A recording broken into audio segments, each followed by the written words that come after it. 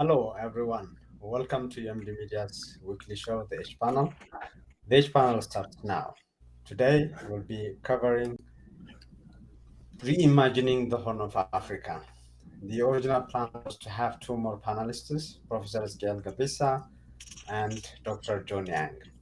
And because of some overlap and some events, they couldn't make it. So it's my great pleasure to have Yusuf Garehot and Faisal Robla talking about the Horn of Africa today.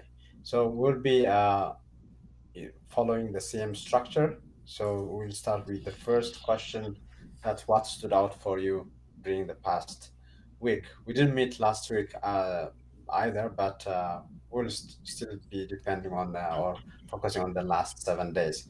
Yosef, what stood out for you? Okay,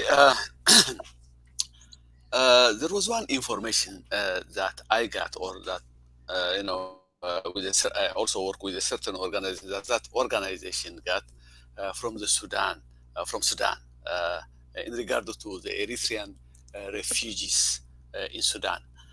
Uh, it seems to me that Eritrea has found the position that it's finding itself right now. By that I mean the no peace, no war position. It has found it to be not sustainable.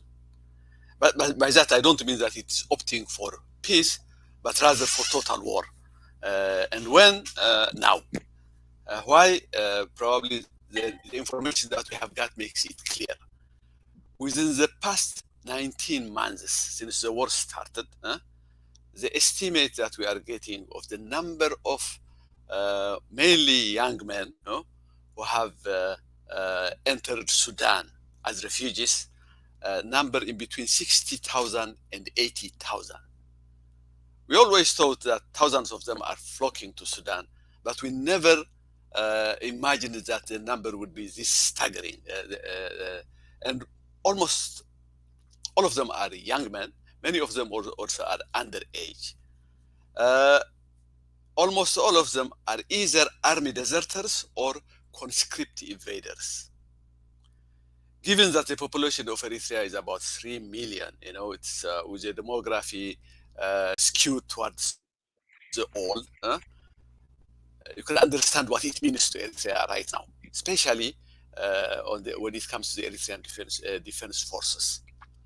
Uh, it's losing, literally, it's hemorrhaging profusely, that it's losing more from the mass exodus than from the war itself.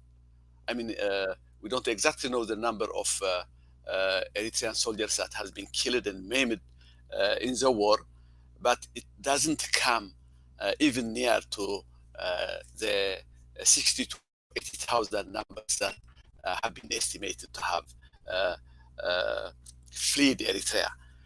Why is the acceleration? Usually, there are about 10,000 or so Eritreans every year that manage to make it to Sudan. Why is this acceleration? Why is it now this of mass exodus? Number one, of course, obviously, it's the war. Families are desperately trying to send their kids outside of Eritrea. They believe that war is imminent. They see preparations for war everywhere. The rhetoric is up, and the roundups are everywhere in Eritrea. And so every family is trying to smuggle its kids out of Eritrea. Another one is the life in the trenches, which is also terrible. Even the food, they are even complaining about the food that they get in the trenches. When they were in Tigray, they were paid salaries. Ethiopia used to pay them salaries. They used to get food from the Ethiopian army, canned foods mainly, and then of course they used to pillage the Tigrayan countryside. All kinds of cattle, goats, sheep, and so forth. Now they don't have. They only have 2 breads per day with some lentils. We call it ades. But the biggest factor why these people, why the kids are making it to Sudan is, a disproportionate number of the army is now positioned along the border with Sudan, starting from Hmera, in the western Tigray, And then on the other side of the Kaza River is Hajar, and all the way to Tassane. It's almost about 100, 200 kilometers long of trenches and soldiers, Eritrean soldiers.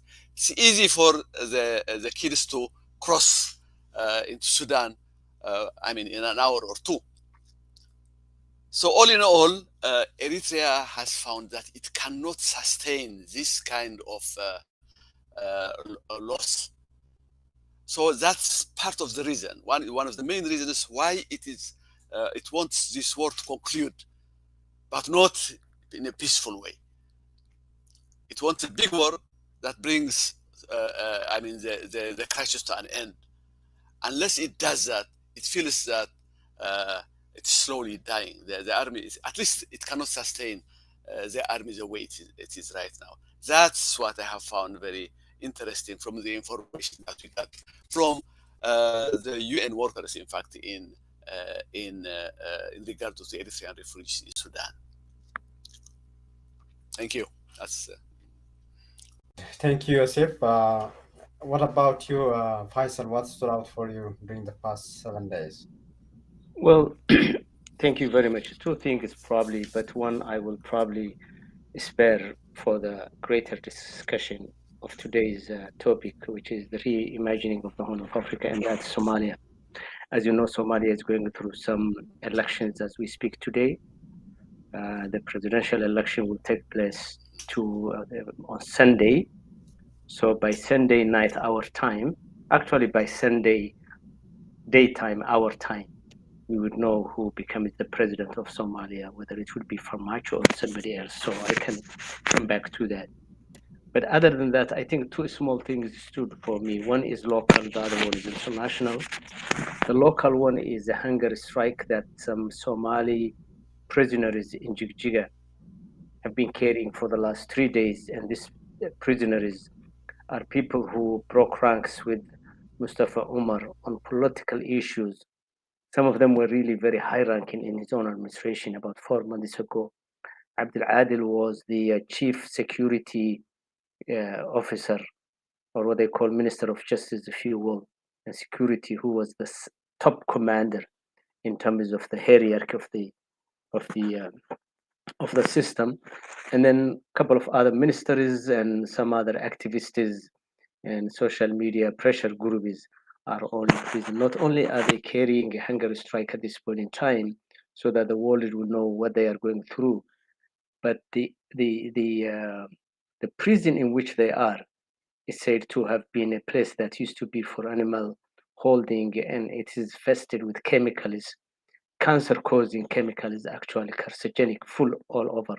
So the families of those prisoners are very much afraid that even after they come out from the prison, this gentleman would be risking or would compromise on their health. So that's really a very worrisome to the local people. The other is more of the international engagement with Ethiopia, particularly the United States. I think some of us have been expressing frustration for a while.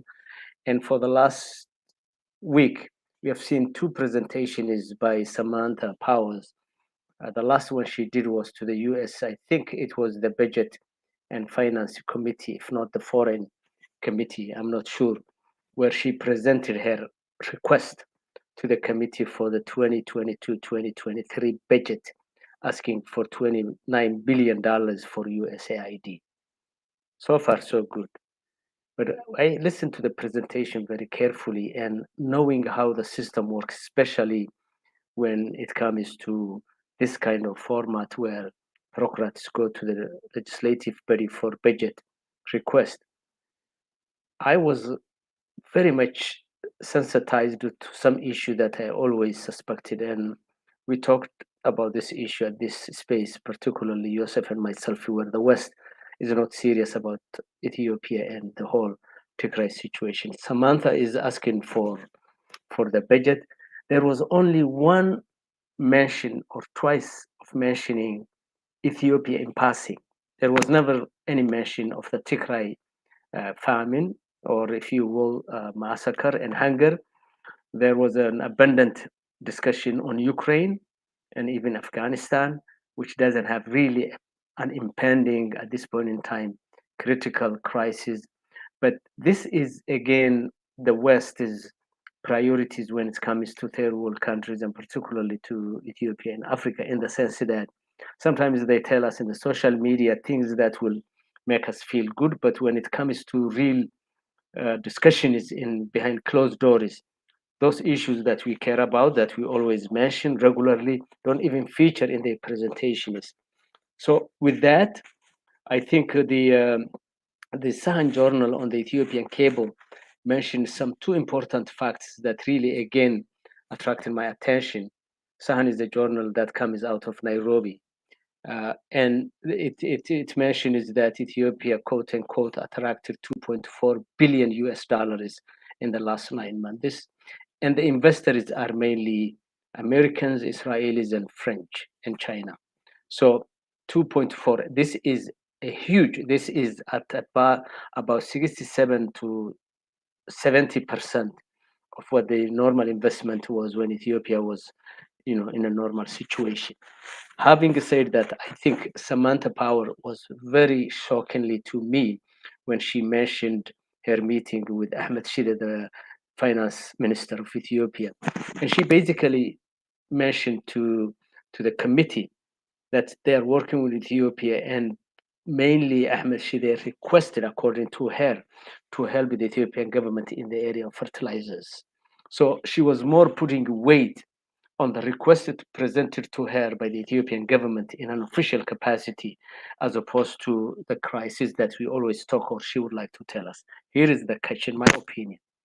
I think she was putting in that presentation of the budget request, she was spinning a positive image to the extent possible, so that, the one person out of the committee members, Senator Menendez, who probably was the only one who probably would have been interested in the Ethiopian slash northern famine situation, was not given even the platform to ask more questions. By emphasizing her discussion in a positive light with the Minister of Finance, Ahmed Shide, tells me that she put the whole crisis that we talk about, Ethiopia, on the back burner, and she was more in pursuit of approval of the budget request that she put in front of the committee. And that kind of told me the Western way of doing the business in the real sense. And I'll stop here. Thank you, Faisal. I think the developments that we are hearing, although they are not verified, from the Tigray, Western Tigray, and other parts of the borders with Eritrea, this might change whatever discussion is happening in Washington and Brussels in the coming days, and we'll be closely following in this panel perhaps next week. So, for the topic of the day, we have reimagining the Horn of Africa. So, the Horn of Africa covers a number of countries.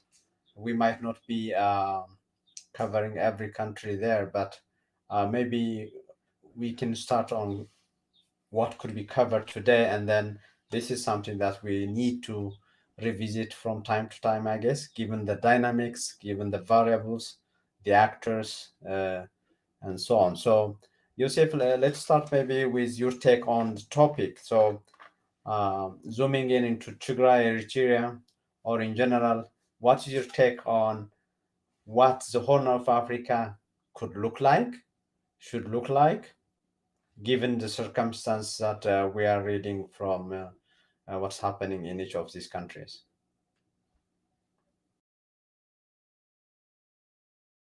Yosef? I think you are muted, I guess. Yeah, you are Okay. back now. Okay. Yeah. It's okay now. Yeah. Uh, just a sentence or two on what Faisal has been saying. Uh,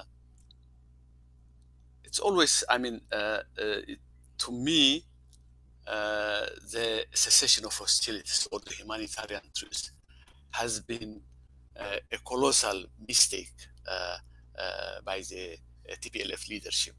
The result has been, even the investors that we are talking about, the 2.4 billion, couldn't have been done without assuring themselves that the war has come to an end.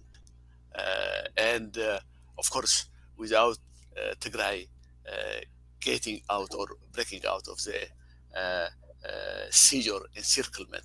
So Tigray is losing on both sides. On one side, it's getting nothing at all from the truce. There's nothing that we could call substantial getting into Tigray. And at the same time, we are seeing billions of money, billions of dollars getting into Ethiopia. So the enemy is strengthened, and Tigray uh, has, uh, uh, I mean, the leadership of Tigray, according to me, they have made a huge mistake in coming to agree on humanitarian truce. They didn't foresee this coming. Anyway, let me go to the main topic of our presentation today. I focus mainly on Eritrea and Tigray because that was the part that was given to me at the beginning prior to the absence of, Hezkel and the other guy, John. What's the name of the other guy? I'm sorry. John Yang. Prior John to Yang. the two other panel, John Yang, John Yang, So, all right. Now I will focus on that, but I will try to extrapolate because I feel it's the same phenomena that's taking place in all of this. The main problem in our area throughout the Horn of Africa, I believe there are three kinds of extremism or fundamentalism, I would call them. There is this religious fundamentalism, there is ethnic fundamentalism, and there is also a kind of a fundamentalism that's based on the nation itself. It's more or less based on the belief on the map itself. Usually, this is a kind of fundamentalism that takes place among the elite. Anyway, how do they come out of these narrow isms to create a greater union in our area? To me, that seems to be the biggest problem facing the Horn of Africa. And if I come to on Eritrea, it is rather the third one, the kind of nation building that has been taking place in the last 30 years that has become the biggest problem, not only for the nation itself, but also for the surrounding area, and especially for Tigray. How so? Okay. Eritrea is a very small nation, as I have said before. It's only a population of 3 million, but it's made up of about 9 ethnic groups, and the population is almost 50-50 divided between Muslim and Christian. And this divide is deeper than we think because it's a 5-decade divide. For example, the pastoralists or some ethnic groups to happen to be almost 100% Muslim, and some other ethnic groups happen to be, or the main ethnic group, the Tigrinya ethnic group, happen to be 90-something% Christian. So it's not like in Ethiopia, for example, where you find the Oromos and the Amharas, for example, having a sizable number of population, a Muslim population on their side or a Christian population on their side. So you have the religion. It's a 5-decade divide that we see in Eritrea: religion, ethnicity, language, geography. For example, the highlanders and the lowlanders. The highlanders happen to be the Tigrinya speakers, the Christians, and the lowlanders happen, in most of the cases, Muslims and speaking a different other language.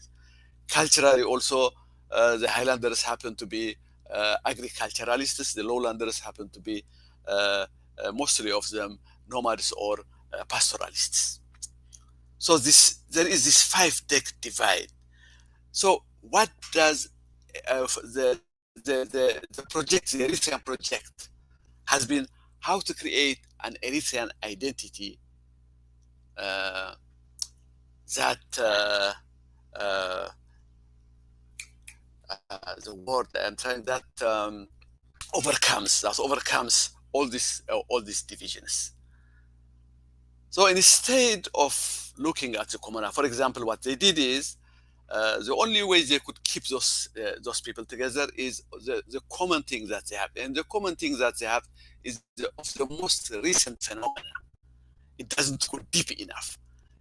By the most recent phenomena, I mean, for example, all of them are united with the struggle of independence. Almost all of them have participated in that struggle of independence.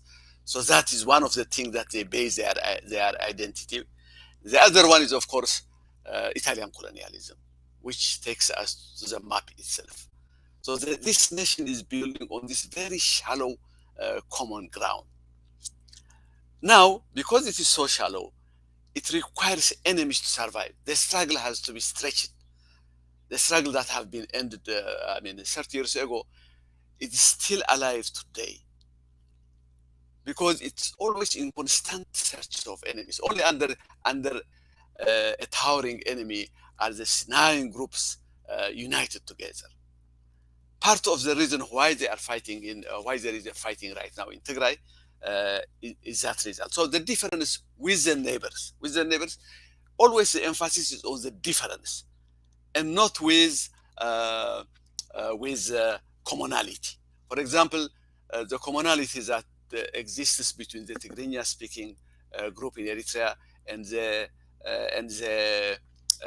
Tigrinya-speaking, of course, almost all of Tigray, is deep historically, linguistically, religious, culture, and all of that stuff. There is a deep common bondage in between these two people. But the Eritrean elite have always felt that unless they emphasize on the difference, they cannot maintain the Eritrean identity. So part of the fight has always been, how do you deny, for example, the history that they shared, let's say, for about 2,000 years with Tigray, and instead emphasize the history that they have in common with the rest of Eritrea, starting from the Italians. So to me, the biggest problem that have been within Eritrea itself and with the neighbors have to do with this Eritrean project of creating an Eritrean identity almost ex nihilo. So if that is the problem, then I do believe that the solution would come. Let's hope at least after the war, after this war ends, after, for example, if the Isaias regime is changed, then the emphasis should be on the commonality among the populations across borders. And I don't mean only the Tigrinya-speaking people in Eritrea and the Tigrinya-speaking people in Tigray, but also the Afars, for example. The Afars have much in common with the Afars in Ethiopia than with the rest of Eritrea. And so many other cultures, also so many other groups also have their affinity with, for example, the Beja tribes on the western part of the lowlands of Eritrea has so much in common with the Beja tribes in Sudan. People shouldn't feel threatened by searching those commonalities, by emphasizing those commonalities. Now, having said that, of course, we are talking about the bigger Horn of Africa. And that is probably exactly what should happen. If the Horn of Africa is to survive, especially on the 21st century, where the regional predators are, for example, like UAE, Saudi Arabia, and Turkey, they consider now the entire Horn of Africa as their backyard. They are to escape the predatory nature of these regional forces. And not only that area being sensitive, there is also the other major, the bigger forces like, the USA, China, and you see even Japan is seeking a place in our area. Russia recently have been very much interested in a base in Eritrea. So in a way, there is no way the Horn of Africa will survive the 21st century uh, if it doesn't come up with some kind of a union uh, that would somehow uh, unite that area in a common in a common goal. I have in mind, for example, the Eastern African common market that is emerging right now. Well, it has been before. It started in the 60s, interrupted by the likes of Idi Amin, but they have started it again. And recently, if you have heard, the DRC, sorry, the Democratic Republic of Congo has joined it, and the kind of common market that they are building right now, it has a population of more than 300 million. It's a huge market.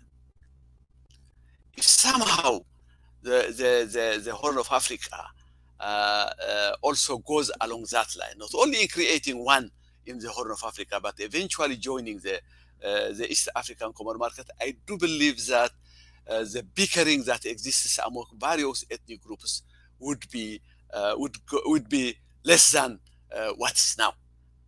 The idea of creating very small nations all around,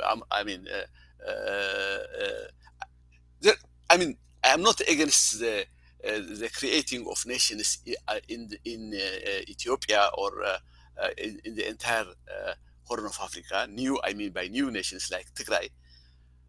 But the idea is, be it confederation or other loser federation, needs to be done if they are to survive, if we as a people of Horn Africa are to survive the 21st century. Okay, let me stop here. And Okay, thank you, Yusuf. Faisal, as always, you can reflect on Yusuf's point, and on the main topic. So there is, I'm sure you read what our viewer is asking, but I want to tell our viewers as well, while Faisal will be addressing it to some extent under the topic, we'll have a special show with Faisal on Monday. I'll be announcing the time maybe tomorrow on the Somalia election. It's a very important election. So UMD Media will be covering that, and we'll get insightful analysis from Faisal on Monday. Faisal. Thank you. I will say a few words later on, limited on the Somali election because somebody put a comment in the comment section. I think the Horn of Africa is a very challenging region, even from global perspective. You have the larger Horn of Africa that includes, as your map shows, Uganda and the IGAD region in it, so to speak, which can run anywhere over 300 million impoverished people, where 70% of the population are young. That's a tinderbox there that you have before you even put politics or anything into it. Then you have the immediate Horn of Africa, as we know it, which is Somalia, Ethiopia, and Eritrea and Djibouti, sometimes Sudan back and forth, and Kenya. And that alone is a huge region. And I think I don't take this region very lightly, for I've been observing it, because it is also one of the most armed regions on earth. Not to mention that we are in the middle of the largest war. Now the Ukraine and Russia went joined, but this region experienced one of the most devastating wars, where we are talking about 500,000 people or close to that died, not to mention the other abuses. And I think it has been in the minds of intellectuals and revolutionaries and scholars and policymakers as well, how to really address the Horn of Africa challenge. I remember in the 90s, there used to be the Horn of Africa Forum, and it addressed a lot of questions that we are tackling today. I, there are multidimensional issues and problems in the Horn of Africa, particularly the real Horn of Africa region. It is the problems, in my opinion, emanate, and I'm just setting the tone. The problems emanate from the overlap of an old imperial system with a more newly emerging nations in the region. For instance, you have the Afar, which are to Horn of Africa what the Kurds are to the Middle East. Afaris are in Ethiopia, in Djibouti, and in Eritrea, and they don't share that much with any of this, except probably in a big way Somalis, where they're close to Somalis. But their division is as painful as that of the Somalis that we know in the Horn of Africa. Then you have the recent disintegration of the Amhara Tigrenya, which in itself, at one time, whether one likes it or not, whether it was through coercion or military establishment, subjugated millions of people and gave to the rest of the world, particularly to the Western, a false sense of stability that made them overlook the tinderbox that this region sits on. And that's what I think today we need to unpack, or in the future, if we really want to understand the Horn of Africa, what the problems are. It's not because the people are bad, it's because there are too many socio-political marriages that don't gel very well. They could have gelled very well if you had a democratic system that really addressed some of the issues that people care about: cultural, economic, social, religion, all that. But the history of this region and its political manifestation is that it never addressed the needs of these people.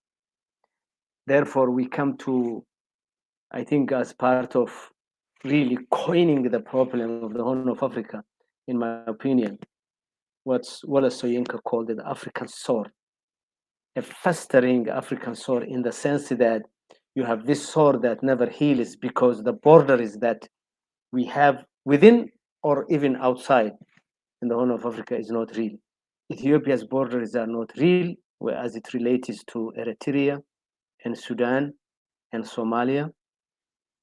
Even within Ethiopia, the boundaries that we have created recently may be closer to some real in terms of reflecting some of the ethnic groups, but nonetheless, it has issues. I think it would require really a lot of cool-headed democratic transition, as Joseph said, in order to stabilize this region for the leaders to come up with, which they have not done.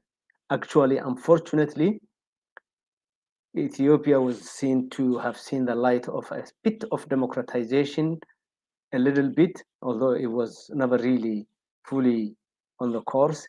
But in the last 10 years, it has been sliding back to a very negative autocratic system. And with Abiy, it became so autocratic that between him and Isaias, and to a certain extent, Somalia's Farmacho, the region is part of the web of countries that now the world and academicians look at the downfall of the democratic motion that we started some time ago.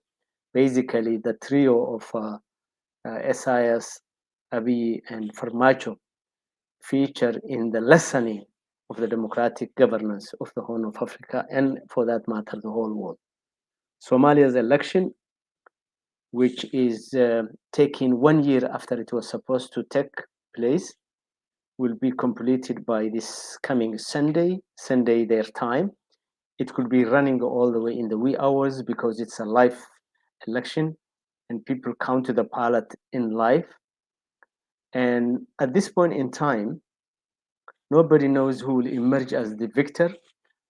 I think there are signs to tell us that 4 candidates, and I'm not saying I have numbers, but talking to reliable people, who are on the ground, who are even close to the election committee, and also people who have their ears closer to the heart of the parliamentarians who will be electing the 375 or something like that, are telling me that there are four candidates that are really on the top of the list. These four candidates include the current President Mohamed Abdullahi Farmajo. Then with him on the podium are Hassan Sheikh Mohamud, who is the one whom Farmajo replaced, and then Ahmed Sheikh Sharif, who was before Hassan Sheikh, the president, who was replaced by Hassan Sheikh, and then the president of Puntland region, which is an autonomous region, as they call, as part of the federal system. I think we can talk about this in detail some other time, but really, Somalia today offers a complete juxtaposition to Ethiopia. On the one hand, Ethiopia and Eritrea, of course, are descending to the abyss of autocracy and dictatorship and civil war, where Somalia already hit rock bottom and coming back from that, where there is no one single power, whether that power is one person, one clan, one ethnicity, or one religious persuasion that can dominate. So, to be honest with you, somebody can say that, yes, Somalis have always been bickering on clan and stuff like that. But I think slowly but surely, Somalis are learning how to weave their cultural milieu or cultural component of the clan and other and religion into the westernized electorate process, which they think they can manage.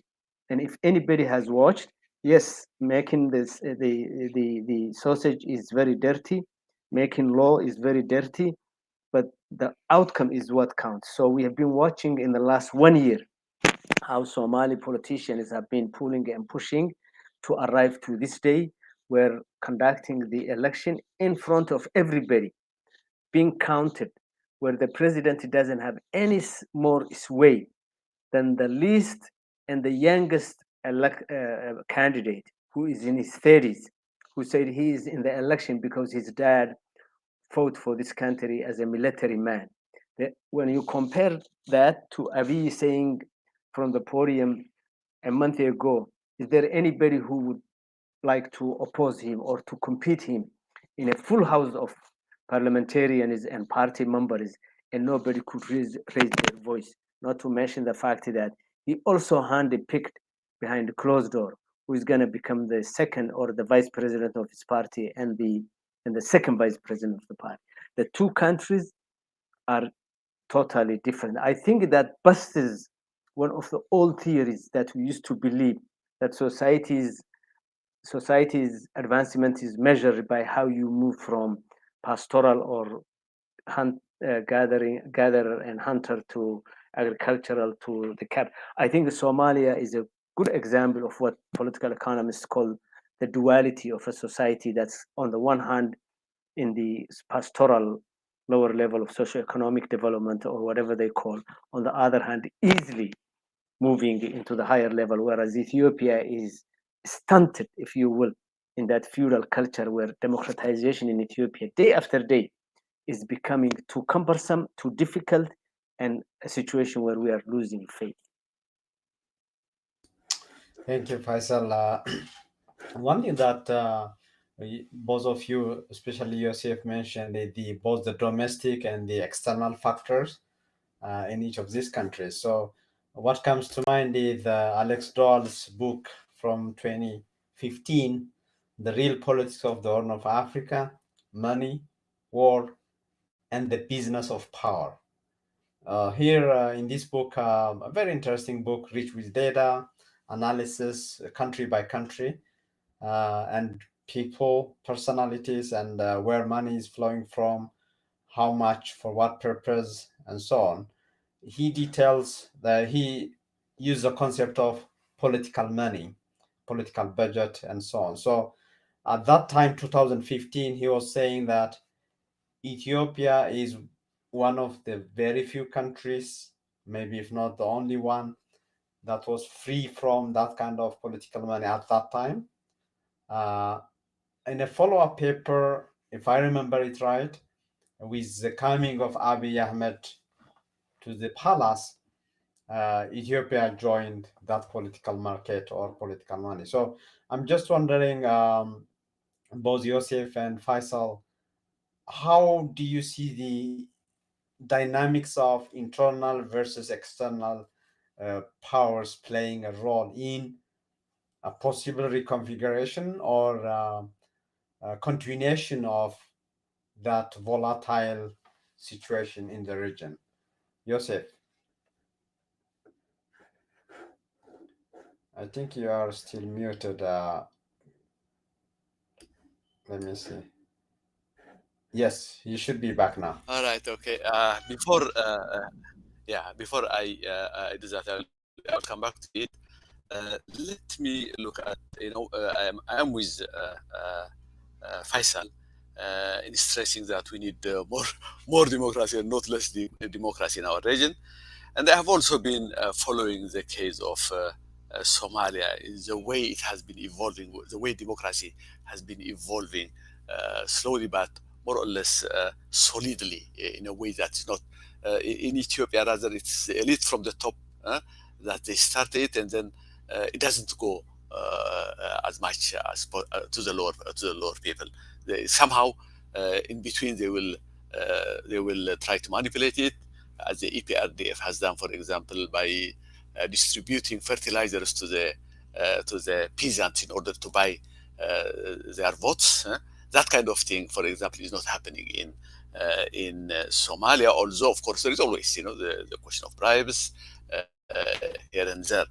But I could see the way it's evolving in a much more solid way. But to me, there is also one other, the dark side of democracy in our region.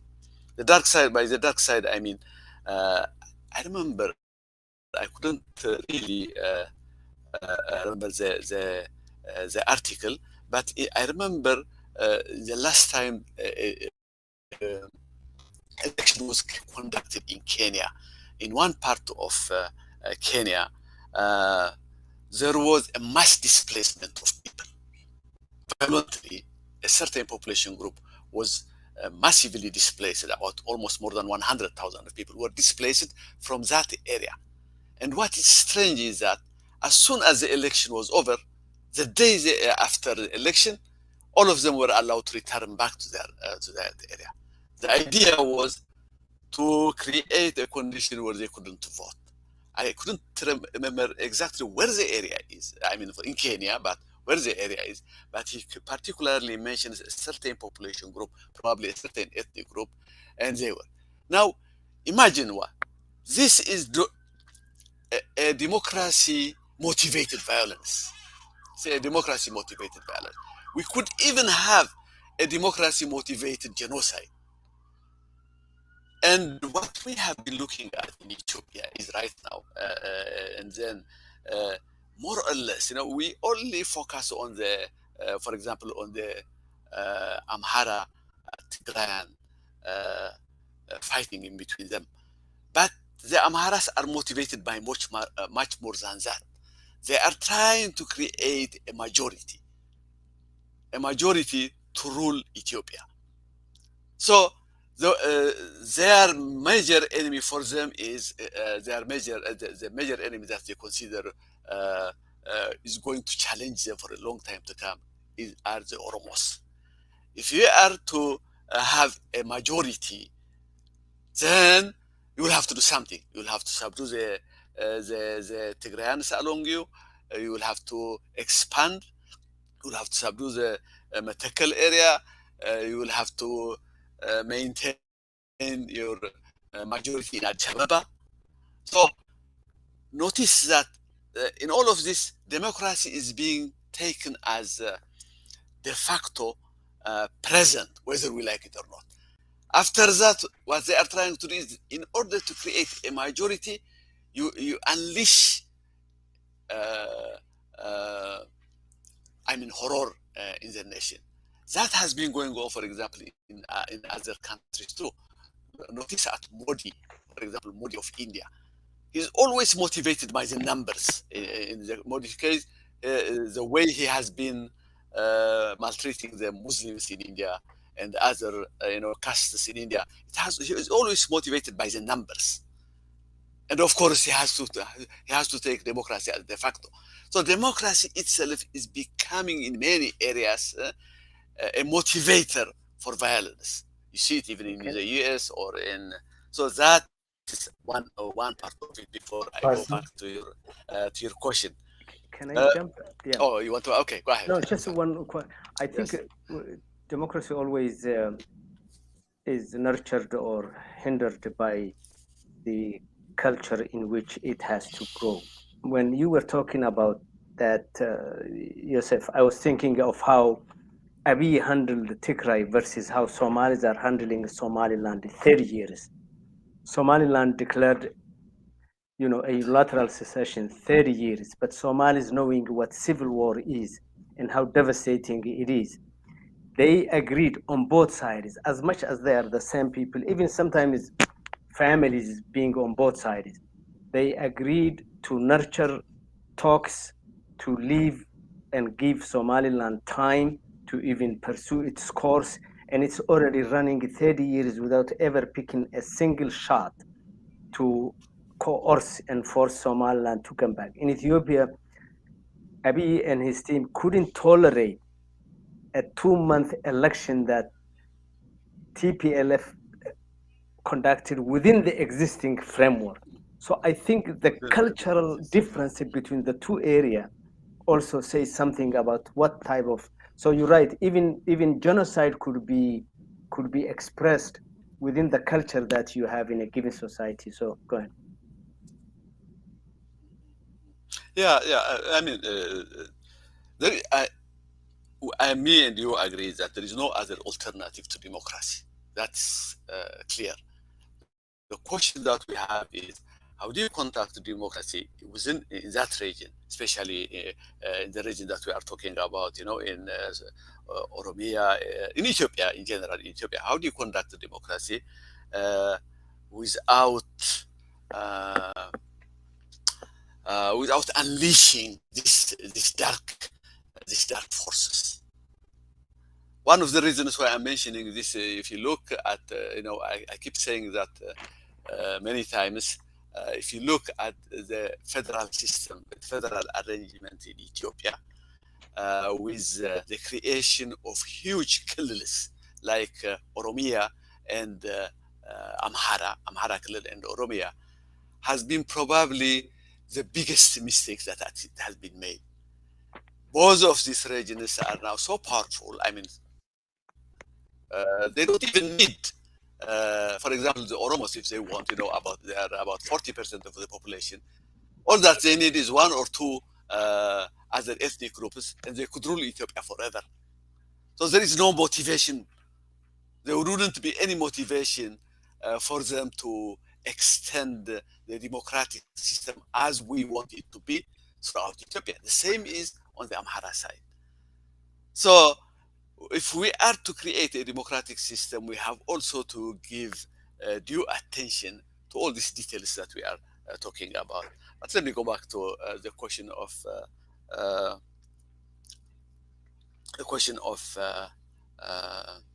the previous question in regard to Tedros Getacheo's question, in regard to the connection between the external and the internal. And that's exactly what we have been seeing, for example, now in this crisis, the huge crisis that Faisal was talking about at the beginning, how America is handling the case of Tigray and the rest of Ethiopia. So the primary reason why they are not, why the Western world is not treating Tigray the way it should have been doing, given the huge crisis that's existing in Tigray, is precisely because they don't want to give up on Abiy. They are focusing. Anyway, they don't see any alternative to Abiy. They believe that Abiy is their man. If you start from that position, then the humanitarian crisis in Tigray will always remain secondary. And Abiy has been a master in exploiting that. He knows exactly what they are expecting of him, and he's using all the cards that he has, in order to subjugate Tigray. So the internal and the external, we could easily see it, how it is panning out inside Ethiopia. But it's not only that.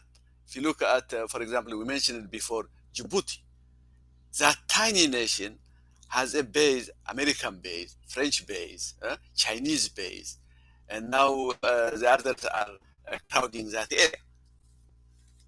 So we have all of these entanglements in that area. Not only that, embedded in that is also the interest that the regional forces have in that area. We have seen how the UAE, the Qatars, the Saudi Arabians, and the Turks also involved in that.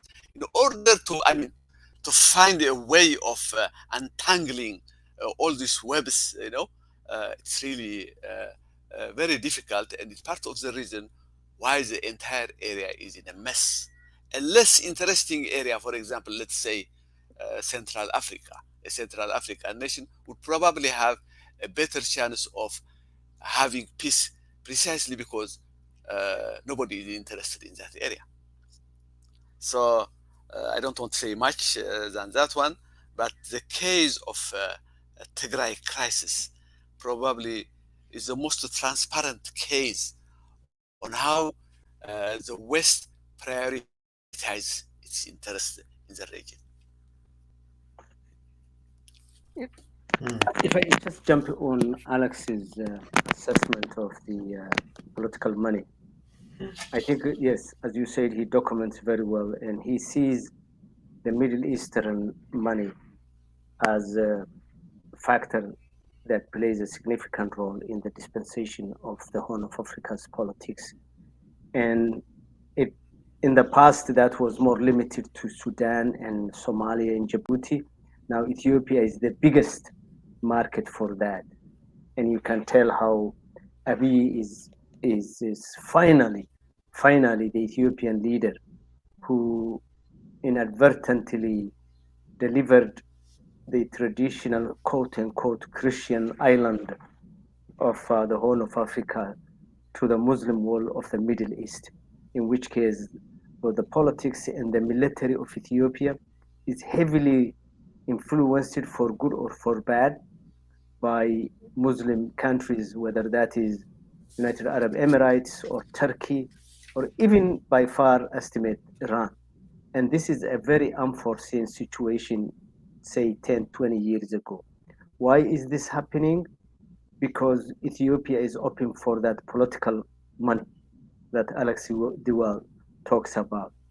If any country, no matter history, if any country brings money to Isaias or Abiy or Farmacho, in the case of Farmacho, it has been Qatar that has been really designing Somali politics at the even lowest level, at even sometimes observing the ministerial posts. This was Qatar.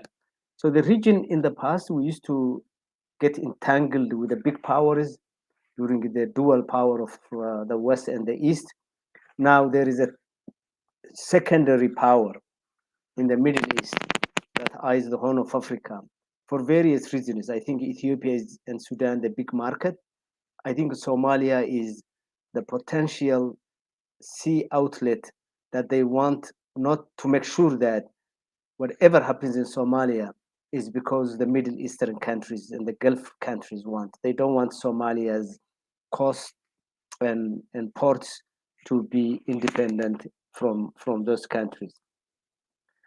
And in terms of really the Western countries and vis-a-vis the Horn of Africa, I think they always had one client, in my opinion, from a Somali perspective. They only had one client in the Horn of Africa, all the way from Haile Selassie, and that was the state of Ethiopia. Everything else was subject. I mean, Eritrea had Kanya Station, which was the third largest military station that the America had outside the United States. and Haile Selassie's help by the United States of America militarily as well as economically was because he was collecting the rent of Kanyao Station from from the United States. I agree with Joseph that the United States sees Abiy the only alternative on the ground, and I think a lot of people are buying that. The intelligentsia is buying that, and they gravitate towards either supporting or being quiet. My only issue with the United States of America at this particular juncture, as an American citizen, is that both in the past and in the current, America never, and I can stand this on my ground, is never promoted what it purports to be its version of democracy. America always maintained its interest, and that interest could be under the feet of a devil, and they will go for that devil. I mean, Marcos was one of them, Mobutu Seko was one of them, Idi Amin was another. I mean, you can go down the list. And today also the United States is ready, even if the one that they are working becomes a little bit brutal, they are trying to soften his edges and try to humanize the way they have been humanizing Abiy by not putting enough pressure. For instance, when I say enough pressure, there is nothing that avoided Samantha Power to do in Ethiopia what they have been doing in Syria as well as in Iraq. Food drop, airdrop. I mean, you have 5 million people who are starving, and every day we hear from the State Department and from the USAID, like begging Abiy to do, and in the meantime, they are giving more money. She admitted that more food is accumulated in the Ethiopian stores. I mean, what more damning that the United States and the USAID want other than that? In the meantime, they're also tallying facts how kids and women and children are dying throughout Tigray and parts of other parts of Ethiopia. Let me just add one footnote. I think this government of Ethiopia is not the only one that uses food aid as a weapon to punish citizens. In 1992, I went to Ethiopia and we had a meeting with the then Swedish ambassador, who was a lady, who was also the chair of the 5 Western donor nations in Addis Ababa at the time. When we were having the meeting, she returned from the Somali region in Gode. This is 1992. And she said she almost cried because she saw the army using the food aid intended for the Somalis while the Somalis were starving. So that's what I say. Sometimes the culture is very powerful. I think Abiy knows that he's using food aid to punish TPLF, TDF, and the Tigrenya masses. His intent is to create famine so that people in Tigray will revolt against TPLF. And I think, as Joseph repeatedly touched this point, TPLF was naive to really trust the West without really analyzing or leaving something in its pocket. Now, it doesn't have anything in the back pocket except to come back and start another war. I mean, and the Brazilian openly said that he left and went back to his region because the West promised to him. It indeed was an empty promise, and that is a very sad story, especially for the people of Tigray. I just see another war coming in the Horn of Africa, particularly in the north. This one would be worse than the first one, simply because Oromia, as Joseph said, with 40 million people, who is the largest ethnic group in Africa who does not have its own nation or what it calls its own country, is again a tinderbox that you are watching. Where Oromo goes, so goes the rest of Ethiopia. If Oromo opts for independence, the so-called Ethiopian state will cease to exist. If Oromo takes the mantle and takes his power away from Abiy and tries to democratize and especially address Joseph's issue of more democratic, especially now that they have seen how war is devastating and what Abiy, their own person, has done to them. Probably there is an appetite among Oromo intellectuals to create coalition with Tigray, Somalis, and other Cushitic people, I think the hope lies in a genuine Oromo revolution taking place in the country with some alliances with Tigrans and Somalis and others, and then bringing along the elements of Amaras who would believe in democratization. Thank you, Faisal. And that brings us to the last part of the show, that the final thoughts. Before that, to your point, Can I Faisal, add a little bit uh, before we go that? yes, you will hold on. A little bit, just a sentence or two. Yes, Okay, yes, all you right. Okay, will. sorry. Okay, No worries. go ahead. Uh, Okay, Brad come back. Chairman, Uh, Brad Chairman was quoted as saying that he had a promise from Blinken about the determination of the genocide in Tigray, and we know they have had this done already, but they were not ready to release it for political reasons and so on. So there is a lot of what Faisal and Yosef were talking about in terms of how the West treats what's happening down there. Yosef, go ahead. You can reflect on what Faisal said and your final thoughts with that. yeah. All right. Okay. Well, just one point. It's not only that the regional powers, the Qatars and the United Arab Emirates and the rest of them, that's how they use their money to manipulate the area. It also happens the other way around. For example, uh, Eritrea or the Isaias regime has been one of the nations in that area that has skillfully manipulated that phenomena. I remember at the beginning it was we were wondering, we were so naive. We were wondering why would he support the Iranians? At one time, the Eritrean foreign minister went to Iran and he mentioned about the historical connection between Eritrea and Iran and so forth. And then it turned out that Iran wanted to transport army from Eritrea to the Houthi in Yemen, and Eritrea did that. And Eritrea did it through smuggling boats. So it's easy to cross the Red Sea. And they did that for a while, and it used to get money out of it. As soon as the United Arab Emirates understood what was going on, they understood exactly what was motivating Eritrea. So what they did was they met Isaias and offered him more money. Overnight, he switched. He dropped the Houthi cause and he gave the United Arab Emirates a base in Assam.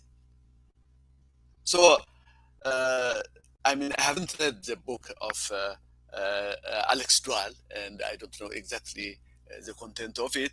But when it comes to the use of money, it's not only. The manipulation goes on both sides of these agents. That's what I mean. One.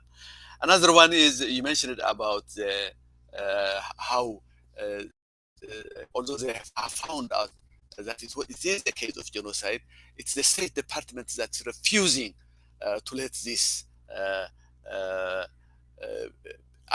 to acknowledge this. And the reason is obvious. If they will say that genocide took place in Tigray, then there has to be a genocider. There has to be a clear intention of committing that genocide, and it's obvious that the siege that he's conducting on Tigray is killing more people than whatever the army has been killing. It's now considered to be hundreds of thousands as a result of the lack of medicine and food that have been dying in Tigray. So the finger will point at none other than Abiy himself as a grand genocider in this game. But that will go against their all interest. They have invested in this man for various reasons. So it will go all their interest. Even the idea of making a compromise between Tigray and Abiy is based on the fact that Abiy is not a genocider. Once you acknowledge that he's a genocider, then there is no way you could say, okay, let the genocider and its victims come together on a table to create some compromise. It has never happened anywhere else, and it won't happen here.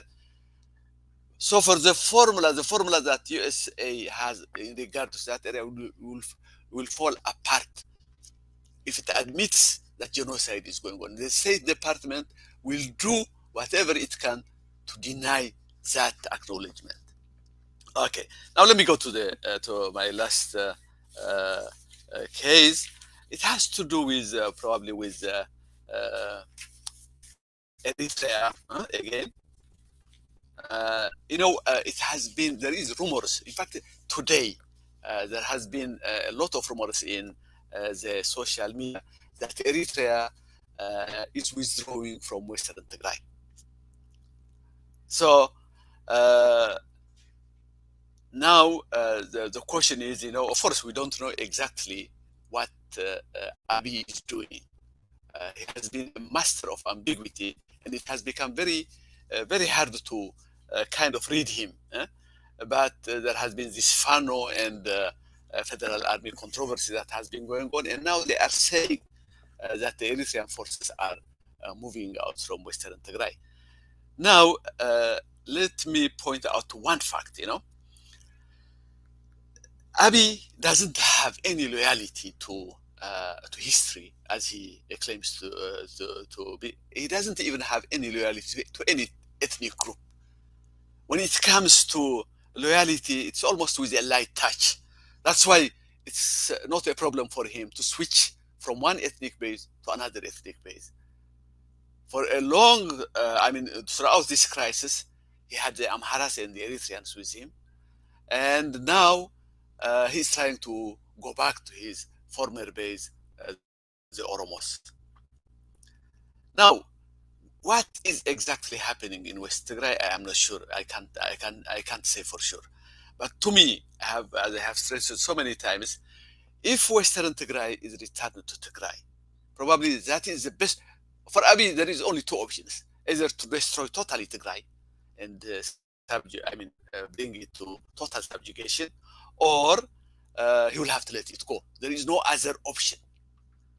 The American option is not doable.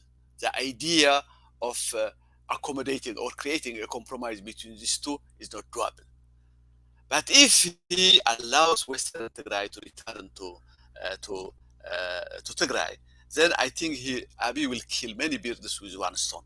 The first one is he will totally bring the Amhara leverage on him almost to zero, because all the leverage of the Amharas depends on their connection with Eritrea. So is it with Eritrea. If Western Tigray returns to Tigray, then the Eritreans also will have zero leverage on him. So he will be free of these two forces. That means he will do whatever he wants to do after that. But the cost will be that most probably Tigray will separate from the rest of Ethiopia. And I don't think deep down that Abiy gives a damn if Tigray gets its independence or if it separates. In fact, he believes, that's what my suspicion is, that if Tigray goes, then he could have the rest of Ethiopia, which he believes is more manageable. And him and his prosperity part can rule Ethiopia, according to him, for eternity. So that's probably my take for today, I guess. So I will end it here. Thank you. Thank you. That's, I think, a beginning of a bigger discussion. Maybe it follow up sometime in the panel. Faisal, reflection and final thoughts, please. Yeah, I think we will be waiting for the election of Somalia. Depending on where that goes, it could have some impact on the configuration of the Horn of Africa. I think there is a long-term and short-term solution to the Ethiopian Horn of Africa challenge. I think people need to start thinking whether it's necessary to have these huge geographies of poverty, what I call geographies of poverty, ruled from one center. There is nothing magic about having one centralized power center that is controlling such a disparate unrelated geography. So we need to start thinking, does Ethiopia need to downsize itself? Do we need some sort of confederation so that people have independence as well as some sort of collaboration among themselves, including Eritrea and what have you? Because you cannot keep this as we know, the more people get educated, the more they go to school, the larger the population gets, the more people want self-expression. And Ethiopia is not known for having self-expression. And the whole fight between Abiy today and Tigray is really nothing but one side saying we want to express ourselves. And it's not only unique to this group. Somalis went through this, Oromos are going through this. So we need to start thinking for the long term. Do we really need to revisit, as Wolo Soyinka says, these artificial boundaries and geographies that we have created? Some of them inherited, some of them created through brute force. That's one. I think in the short term, I think Yosef touched some of that. I think Isaias was always playing a game. Isaias he's never loyal to anything except to his power within the confines of Eritrea. And true to Alex Diwali's analysis and Yosef's take on that, I think he uses other regions, other states, and even outside the region to finance his own political power and his own manipulation of the system. When he came to Ethiopia with the invitation of Abiy, he was not about to save Ethiopia. I think Isaias was about to destroy Ethiopia, and he got part of that. And I think those of us who have been following the Etho-Eritrean political culture, the agenda of Isaias was always there. You can tell, see, people are thinking of today, but go back to the 1960s. From there up to now, Isaias has always been arming groups that fight against Ethiopia. Even at one time, he was arming some I don't want to call Al-Shabaab, but some radical religious right groups that were fighting in Somalia. So Isaias had always this grandiose and mainly against Ethiopia, and he got some of that. Now things are changing. He will probably walk away from a broken Ethiopia and leave Abiy with a broken system that Abiy may only fix by the approach that Yosef suggested, which is to probably let Tigray, TPLF, TDF, and Amara groups settle their scores on the Western Tigray, and probably come back to the constitution of Ethiopia, which recognizes that until other resolution is brought to the table from constitutional point of view, because he said he went to Tigray to respect and practice law and order. That's why he invaded, because they wouldn't listen. Now, coming back and just using the same cycle and the same logic, the constitution of Ethiopia up to this point recognized Western Tigray as part of Tigray. So he can use that and let the Fanos probably face TDF and TPLF and see what comes out of that, or even side with the right group and say Fano must go out of Western Tigray and then start talks. I differ with Yosef in the sense that Tigray, TDF, and Abiy cannot talk. I think they can talk. The question of the talk is something I cannot say. Will they talk to have a transition where Abiy can go out? But if Yosef is insisting that a genocider cannot talk with the genocide side, I'm not sure that will open any door for them in terms of negotiations. What complicates matter more now is the Oromia factor, where the war now shifted into Oromia, and Abiy's war machine is killing more people now in Oromia than in elsewhere. So the accusation leveled against Abiy is no longer coming only from Tigray; it's also coming from Oromia. And if the two marshal their powers and go after Abiy, I don't think it would be the compromising guy. I think there has to be an alternative power to fill the vacuum, which can bring these different groups together, i.e., an Oromo agreed leader that can bring different groups to the table. Thank you, Faisal. Thank you, gentlemen. That was a big topic, but you handled it very well. And before we sign off, I want to announce that what I mentioned before on Monday, hopefully we'll by then know the election results of Somalia. So I will be back with Faisal. Uh, Somalia election results. Now what? So he will help us understand what happened and what that might imply for Somalia and for the region at large. Then we will on Wednesdays. Those who have been following, and those who haven't done that yet, Yosef is every week having in-depth with Yosef G. That is in English and from time to time in Tigrinya as well. So that is 4 p.m. Eastern time or every Wednesday. In depth with Yosef G. And May 29th, we will start a new show that would start um, every other week on Sundays with Professor Shetel Tromvoll, who is a professor of peace and conflict in Oslo.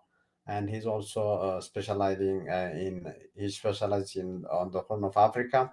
So Horn, Peace and Conflict Thermometer. That would be the um, every other Sunday, and it will be, if I remember it right, it would be at 12 p.m. Eastern Time. So May 29th is the first show with Shetel Tromvoll, Professor of Peace and Conflict. With that, thank you, gentlemen, and I hope to see you in yet another episode of the Horn Panel. Bye. You have been following us live on Facebook, YouTube, Twitter, and LinkedIn. This is a weekly Edge panel. And today I had the pleasure of chatting with Faisal Robla and Yosef Gabrehot on reimagining the Horn of Africa. That was the show for today. Thank you for following us. Bye.